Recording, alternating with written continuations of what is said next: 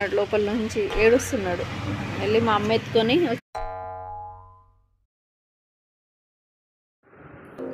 Welcome back to my channel Suryansh Mounika. యాక్చువల్గా ఈరోజు ఈ వ్లాగ్లో అయితే నేను ఎన్ని హవర్స్ చదివాను, మా బాబుతో టైం స్పెండ్ ఎప్పుడు చేశాను అనేది అయితే నేను చూపించాను అనమాట. యాక్చువల్గా early morning 6 AM to 7 AM అయితే నేను చదువుకున్నాను. స్లాట్ 1 అయిపోయింది. ఇంకా 9 to 10 వరకు అయితే మా బాబుకి ఫుడ్ అంతా నేనైతే కంప్లీట్ చేసేసాను అనమాట.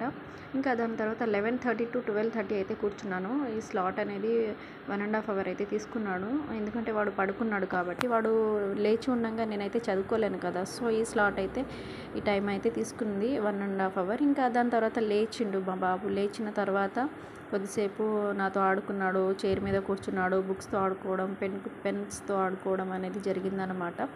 సో అలా అయితే టైం అయితే స్పెండ్ అయితే చేశాను ఆఫ్టర్నూన్ టైంలో. ఇంకా దాని తర్వాత మళ్ళీ ఆఫ్టర్నూన్ ఫుడ్ అయితే ఇచ్చేసాను వాడికి. ఆఫ్టర్నూన్ ఫుడ్ ఇచ్చేసిన తర్వాత మళ్ళీ నేను చదువుకోవడానికి అయితే కూర్చున్నాను. అది సెకండ్ స్లాట్ అనమాట. స్లాట్ 2లో అయితే నేను మార్నింగ్ ఏదైతే ఎక్కడైతే వదిలేసానో అదైతే కంప్లీట్ అయితే చేయడానికి కూర్చున్నాను. అది కూడా బయట కూర్చున్నాను, ఎందుకంటే వాడు లోపల పడుకున్నాడు. మా అమ్మ చూసుకుంటుంది వాడిని, కాబట్టి నేను బయట కూర్చున్నాను అనమాట.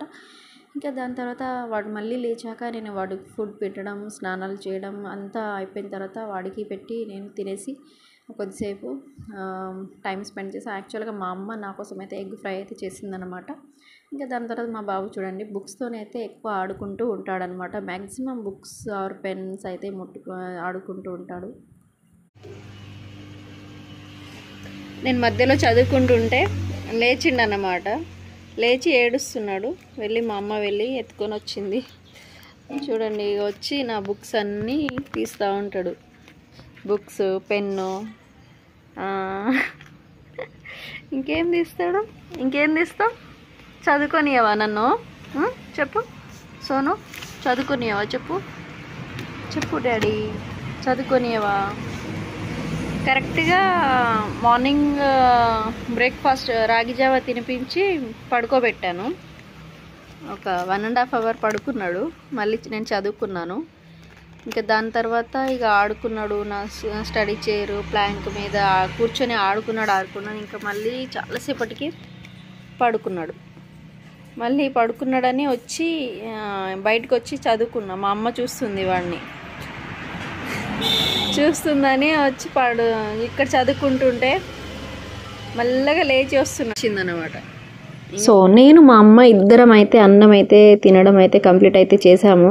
మిడిల్లోనే ఫుల్ అరవడం, ఆడుకోవడం, అందరికీ హాయ్ చెప్తున్నాడు. అంటే వాడికి వీడియో కానీ ఫోటో కానీ తీస్తే బాగా ఎనర్జీ అనేది బాగా ఎక్కువగా అయిపోతుంది అనమాట. సో బాగా ఆడుకుంటాడు. ఇంకా దాని తర్వాత నేను మా అమ్మ ఇద్దరం వాడితో కలిసి అయితే ఆడుకున్నాము. మెల్లమెల్లగా ఈ ఆట నాకే అంటే తెలుగులో ఏం చెప్తారో నాకు తెలియదు, మా భాషలో అయితే అగ్గణక్ డగ్గణక్ అని అయితే చెప్తాము. సో అది ఆడితే గనక వాడు కూడా నేను ఎలా చేస్తానో అదే వాడు కూడా చేస్తాడనమాట. క్లాప్స్ అంటే క్లాప్స్ కొడతాడు, హాయ్ అంటే హాయ్ చెప్తాడు. ఏదో ఒకటి మనం ఏం చేస్తామో అదైతే చేస్తాడనమాట. సో మా అమ్మ అయితే మ్యాట్ తీస్తుంది. ఆ మ్యాట్ పైన కూర్చొని మ్యాట్ తీయొద్దు అన్నట్టు ఆడుకుంటూ ఉన్నాడనమాట. సో మొత్తానికి అయితే మ్యాట్తో చాలాసేపు ఆడుకున్నాడు. ఇంకా అయినా వదలట్లేదని మా అమ్మ అయితే తీసుకెళ్ళింది, ఎందుకంటే నైట్ వాడు పడుకోవాలి కదా తొందరగా. సో ఇంకా నైట్ పడుకునే ముందు మాత్రం బాగా ఎనర్జీ బాగా వచ్చేస్తుంది అనమాట. బాగా ఆడుకుంటాడు. ఇంకా దాని తర్వాత వాడు పడుకున్నాడు, మా అమ్మ వాళ్ళిద్దరు పడుకున్నారు. ఇంకా దాని తర్వాత నేనైతే చదువుకున్నాను అనమాట. ఇది ఎప్పుడంటే 10 to 12 అనమాట. ఇది ఈ టైము 10 to 12 అయితే నేనైతే 2 hours చదువుకున్నాను. ఎందుకంటే early morning 6 AM to 7 AM 1 hour, దాని తర్వాత 1.5 hour, దాని తర్వాత మళ్ళీ 1.5 hour, 3 hours, 4 ఇక్కడేమో 2 hours, మొత్తం 6 hours అయితే నేను చదువుకోగలుగుతున్నాను డైలీ.